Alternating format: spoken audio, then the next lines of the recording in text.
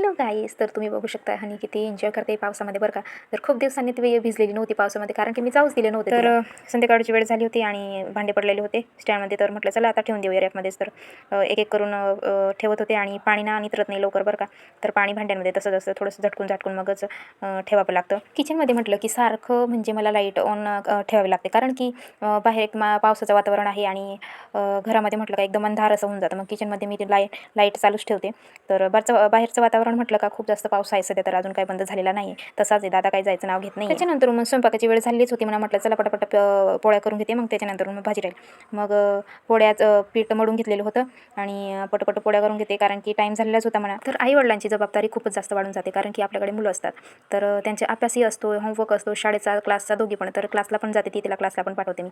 मग म्हटलं चला अशी घरी राहते, स्कूलला येते आणि मग नुसते खेळायच्या मागे असते, म्हणून मी तिला अजिबात घरी राहू देते नाही आणि क्लासला पाठवते. कारण की क्लासला जाते आणि व्यवस्थित अभ्यास करते, त्याच्यामुळे थोडंफार पोरांवर फरक पण पडतोय. आणि स्कूलला जातो का काहीच कामाचं नाही ते स्कूल, माहिती आहे का तुम्हाला, काहीच शिकवत नाही तिथं, काही नाही मायने उगीच जायचं आणि परत सगळ्यामध्ये शिकून द्यायचं. कॉमन ज्याला समजलं त्याला समजलं, नाही समजलं ते पडलेले साईडला. तसे तिचा एका साईडला अभ्यासही घेत होती, कारण की स्कूलचा पण होता आणि क्लासचा पण होता. मग पटपट पोळ्याही एका साईडला लाटत होती आणि तिला अभ्यास ही करून घेत होती.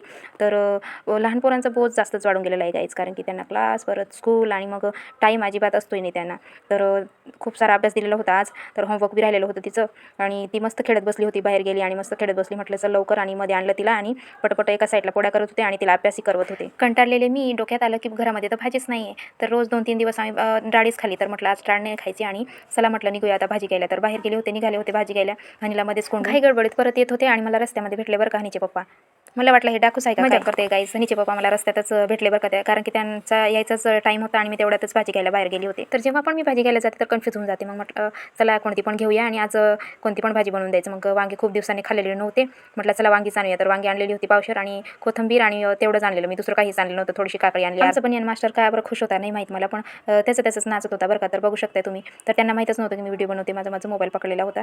तर त्यांना समजलंच नाही की मी व्हिडिओ बनवते. तर त्यांचं नगळा थोडंसं म्हणजे खरकश वाटते, तर खोकला बिकला किंवा सर्दी बिर्दी होणार असेल. तर त्यांना सांगितलं की तुम्ही गरम पाणी प्यायचं सकाळी रात्री झोपायच्या पहिले आणि सकाळी ड्युटीला जायच्या आधी.